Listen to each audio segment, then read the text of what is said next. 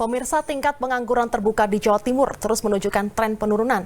Namun demikian, pengangguran harus terus tetap diatasi mengingat pada 2030 hingga tahun 2040 mendatang, Indonesia akan mencapai bonus demografi dan jangan sampai bonus demografi di Indonesia ini menjadi bumerang. Apa saja yang harus dilakukan untuk menekan dan juga menurunkan tingkat pengangguran terbuka di Jawa Timur?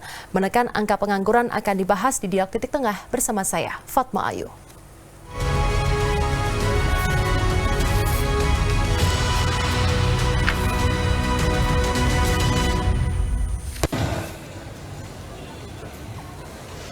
Ribuan pencari kerja di Kabupaten Gresik membanjiri job fair yang digelar Pemkab setempat. Event ini membuka kesempatan lebih dari 4.000 lowongan kerja yang disediakan 58 perusahaan. Keramaian para pencari kerja yang membanjiri job fair di salah satu mal di Kota Gresik dan job fair yang diadakan oleh pemerintah Kabupaten Gresik ini menyediakan sebanyak 4.454 lowongan pekerjaan dari 58 perusahaan nasional maupun multinasional. Salah satu yang paling banyak didatangi yakni PT Freeport Indonesia, perusahaan baru di Gresik yang sedang membangun smelter di Kecamatan Manyar. Sebelum bisa mengakses job fair ini, para peserta harus mendaftarkan diri dulu di aplikasi yang sudah disediakan, baru bisa melamar di perusahaan yang dituju. Event job fair kali ini diselenggarakan sebagai bagian dari upaya mengurangi pengangguran di Gresik, di mana tingkat pengangguran di Gresik masih tinggi di tengah banyaknya industri dan perusahaan yang berdiri di wilayah setempat.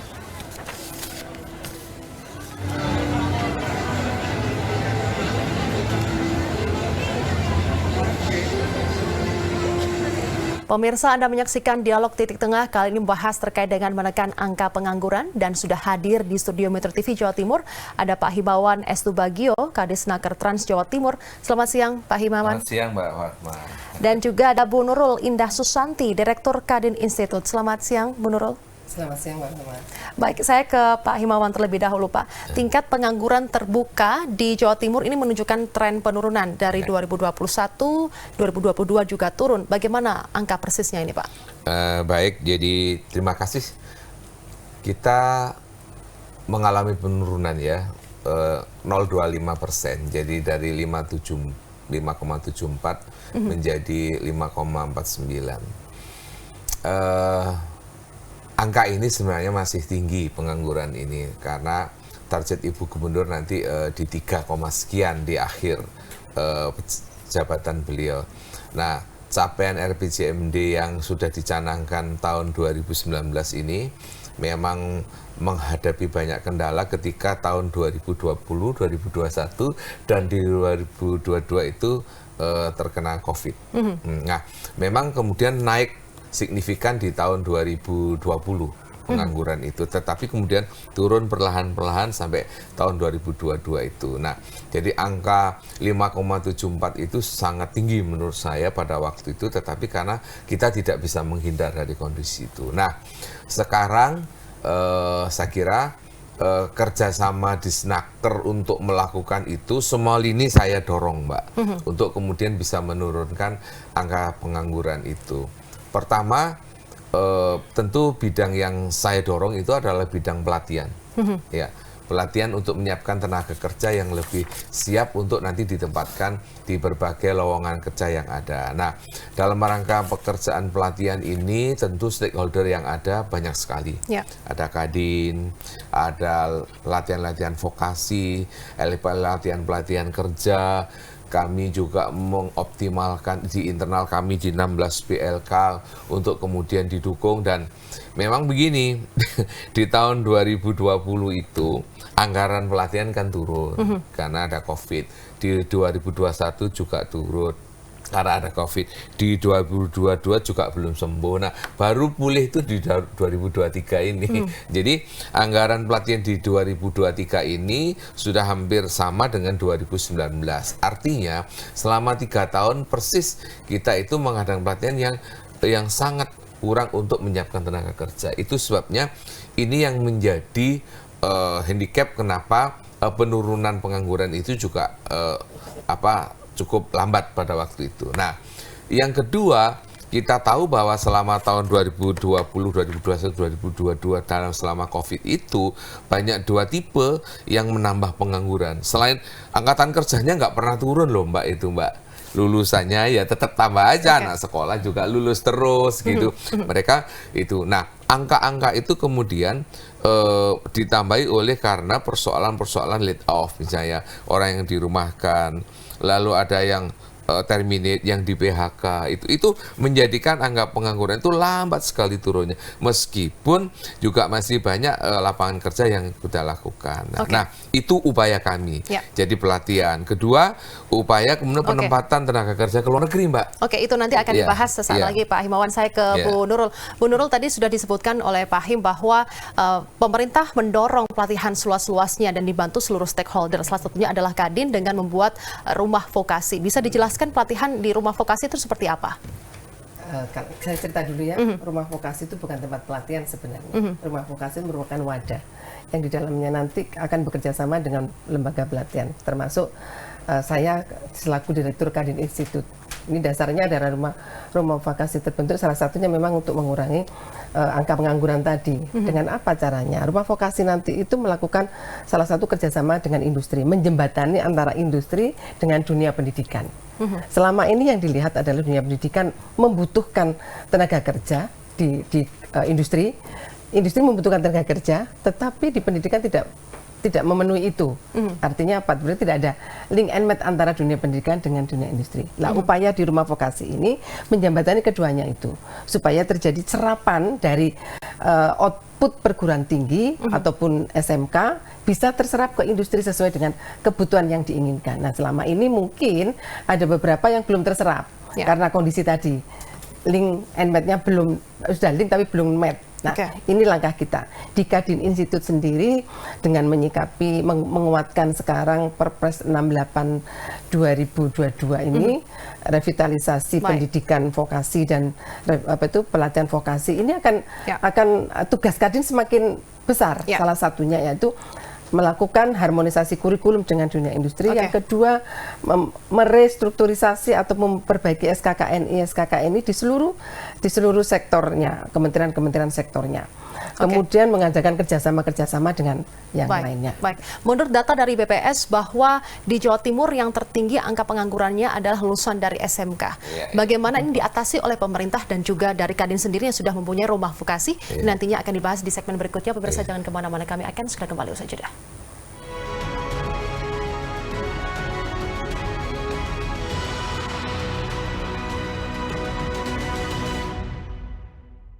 Menurut data dari BPS di tahun 2021 bahwa SMK atau lulusan SMK ini paling banyak yang menganggur atau tertinggi di Jawa Timur sebanyak 248,5 ribu orang begitu. Bagaimana tanggapan dari pemerintah? Seharusnya SMK ini siap kerja begitu? Begini ya Mbak, jadi lulusan SMK yang dihasilkan itu kan ada dua tipe. Mereka ada yang siap lulus dan ada yang siap kerja gitu ya. Jadi data BPS saya kira menyampaikan itu dan menurut hemat kami mereka perlu diberi penguatan tambahan. Jadi ketika mereka ada di kelas itu pikirannya pasti lulus. Tapi ketika keluar dari kelas mereka pikirannya kerja. Nah, disitulah rumah vokasi, lalu pelatihan di BLK itu memberi penguatan baru kepada mereka untuk mereka memfreeze bahwa dunia kerja dengan dunia sekolah yang dia lampaui sebelumnya itu tidak sama. Ada hal yang penting menurut saya angkatan kerja kita ini, endurance dan attitudes itu mungkin secara hard skill mereka sudah bagus, Mbak. Jadi keterampilan kalau ngelas ya pinter, kalau elektronik ya pinter, tetapi endurance, daya tahan ketika masuk dunia kerja, lalu attitudes ketika mereka masuk dunia kerja. Mereka perlu terbiasa untuk itu. Oleh sebab itu, terima kasih kepada industri-industri dan semua kolega, stakeholder yang sekarang membuka pemagangan. Nah, ini untuk latihan. Jadi 6 bulan magang, nanti bisa langsung diserap oleh dunia industri. Jadi upaya rumah vokasi, upaya pemagangan, itulah yang sekarang kita tempuh untuk menjembatani lulusan masuk dunia kerja. Ya. Gitu. Kalau menurut dari Bu Nurul sendiri, kualitas SDM di Jawa Timur itu seperti apa sih Bu yang dilihat oleh Kadin sendiri? Oke. Kalau kualitas SDM kita tidak bisa menjudgment seseorang ya, tetapi upaya Kadin adalah meningkatkan kualitas SDM. Terlepas itu apapun bentuknya. Salah satu contoh begini. Kita akan membuat beberapa rumah vokasi di seluruh Jawa Timur. Sekarang sudah ada 1, tentu target 2023 adalah 12 lagi. Nah, yang dilakukan apa selain itu Kadin? Di Kadin Institute, ini menyambung apa yang disampaikan oleh Pak Kadis tadi, bahwa salah satunya attitude. Ini kan memang yang sikap ini tidak bisa dilakukan di dalam sekolah, pasti di industri. Lah, langkah kita adalah memberikan satu masukan kepada para guru, para dosen, guru SMK berarti ya, dosen di politeknik maupun universitas, itu diberikan pelatihan kompetensi teknis. Kompetensi teknis di bidangnya.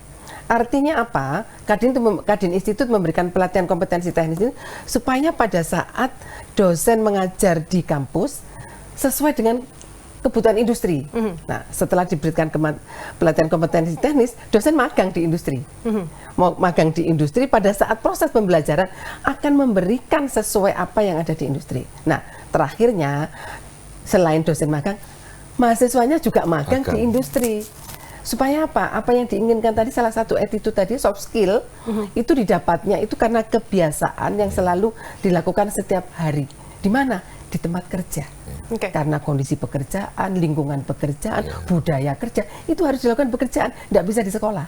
Nah, makanya sekarang dengan Perpres 68 ini ada banyak SMK, kemudian industri bekerja sama dengan SMK itu mendirikan TEFA itu, teaching factory itu, diberikan tempat ruang di sekolah seperti kebutuhan di industri supaya anak ini berlatih. Nah, ini adalah salah 2 atau salah 3 langkahnya Kadin untuk terus melakukan. Kemudian berikutnya, kita Kadin menjadi praktisi mengajar di kampus. Seluruh industri, para praktisi itu saya minta untuk mengajar di kampus-kampus. Kita sudah bekerja sama dengan 27 kampus sebenarnya. Politeknik Pak Kadis, Politeknik ada 27, kemudian kalau di Indonesia ada 44. Kita sudah ke seluruh Indonesia. Salah satunya kemarin kita diundang oleh PNJ Jakarta untuk melakukan ini juga, Kadin Institute. Salah satunya harmonisasi kurikulum tadi. Bagaimana kurikulum yang ada di industri di kampus sesuai dengan kebutuhan di industri. Nah, itu ya. Yang terakhir adalah selain kurikulum tadi, dosen ini diberikan kesempatan untuk magang di industri supaya memahami betul apa yang dan ada bisa mengajarkan anak didiknya sesuai seperti itu ya. Dengan sesuai yang dibutuhkan di lapangan. Baik, Pak Kadis, ini berkaitan dengan kesempatan kerja. Kalau SDM kita sekarang lagi sedang dilatih begitu, bagaimana dengan lowongan pekerjaan yang ada di lapangan atau yang ada di kenyataan seperti itu? Baik, ada 2 cara yang kita lakukan, Mbak. Yang pertama itu ketika dilatih, langsung pada saat itu juga kita sudah kerjasama dengan penerima mereka. Karena sekarang target pelatihan di tempat kami itu tinggi untuk penempatan, sekitar 80%. Jadi oleh sebab itu, kami juga menyampaikan kepada semua kepala UPT untuk belajar bekerja sama. Dengar, kepala UPT Balai Latihan Kerja itu tidak hanya kepala kantor sekarang, juga harus jadi manajer, lalu menegosiasikan dengan perusahaan, belajar kerjasama dan jadi mereka tidak boleh diam di kantor. Jadi kalau saya lihat, Anda di mana? Oh, kami sedang di perusahaan ini, Pak. Wah, itu bagus. Itu kerja namanya. Kalau di kantor itu tenguk-tenguk gitu. Jadi itu yang saya lakukan. Yang kedua, kami kemudian setiap lowongan-lowongan pekerjaan di pengumuman dimanapun itu kita kerjasama dengan universitas, dengan manapun, dan di Dinas Tenaga Kerja tahun ini saya sendiri itu mencanangkan adalah tahun medsos untuk naker. Jadi kalau klik Dinas Kerja Tim itu sudah langsung lowongan kerja di mana selalu ada di situ. Nah, saya kira ini informasi buat pemirsa yang hari ini juga punya anak-anak, adik-adik yang langsung aja di Snaker Trans, ayo kerja, sudah klik saja, itu pasti di situ ada lowongan kerja. Jika Gubernur Jawa Timur mentargetkan nantinya di akhir jabatan 3, sekian nantinya akan turun, tapi tapi di Indonesia ini juga akan mengalami bonus demografi di tahun 2030 hingga 2040 mendatang. Jangan sampai dengan bonus demografi tersebut menjadi bumerang karena tidak adanya lapangan pekerjaan bagi masyarakat yang produktif. Seperti apa ambisi dan juga kinerja pemerintah maupun dari Kadin sendiri untuk mengatasi hal tersebut, nantinya akan dibahas sesaat lagi. Pemirsa, jangan kemana-mana, kami akan segera kembali usai jeda.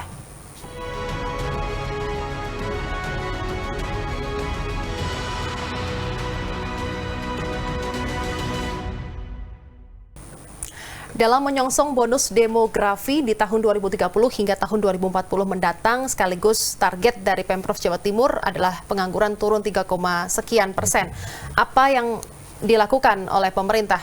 Kerja cepat dan juga tepat. Pertama tentu lapangan kerja yang harus dibuka ya. Dari sini tentu investasi yang harus kemudian kita dorong. Nah, dalam konteks ini saya kira Ibu Gubernur dengan kebijakan beliau bersama Bupati Wali Kota di dalam berbagai kesempatan untuk melakukan sinergitas, mempermudah perizinan, kemudian mempermudah lahan-lahan yang kemudian disiapkan untuk tempat-tempat industri dan yang lain.